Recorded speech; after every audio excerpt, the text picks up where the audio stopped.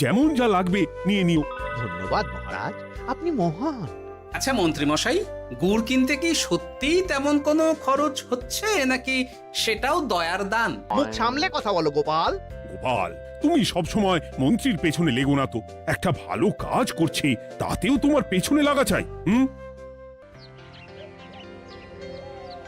চিরকাল তো তুমি শুধু বেগার হেঁটে গেলে গো। এখন তুমিও খোঁটা দাও। আমরাও এখন নিজেদের কানে শুনে এলাম পুরো গরম খবর। কি খবর রে? বটা কাকা আর ঘটা কাকা গুড়ের টিন নিতে নিতেই আড়তদার শুনিয়ে দেয় 10 টিন গুড়ের হিসেব মিটে গেল। বটা কাকা বলে আগের বার তো মন্ত্রী মশাই চিটে গন্ধের কথা বলেছিল, এবার যদি বিনামূল্যে গুড় না পাই তাহলে ওই ধোঁয়া গন্ধ দিয়ে চেপে ধরবে। হ্যাঁ, বাবা, এ তো পুরো হুমকি দিয়ে আর ক্ষমতার অপব্যবহার করে কাজ হাসিল হচ্ছে রে। এবার তুই কি করবে দাদু? না, আমি ঠিক করে নিয়েছি এবার আমি কি করব। আমাকে এখন বেরোতে হবে। এই এখন তুমি আবার কোথায় যাবে এই ভর দুপুরে? আমি পুণ্য অর্জন করার চেষ্টায় যাচ্ছি গিন্নি। এতে আমার কি? কথাতেই তো আছে, পতির পুণ্যে সতীর পুণ্য।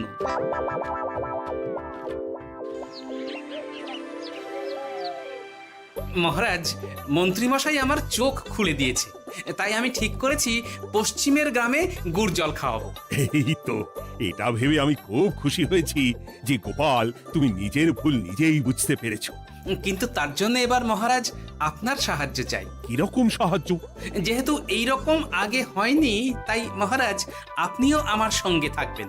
গুড় কেনা থেকে শরবত দেওয়া সবটাই আপনার সামনেই হবে। তবে তারও একটা শর্ত আছে মহারাজ। আবার কি শর্ত? ছদ্মবেশ ধারণ করতে হবে, ব্যবসায়ীর ছদ্মবেশ। বেশ বেশ, সেবাই পরম ধর্ম, সে যে বেশেই হোক।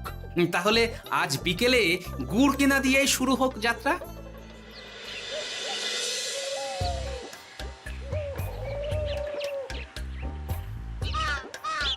আমাদের 10 টিন গুড় লাগবে। 1 টিন 2 মোহর করে লাগবে বাবু।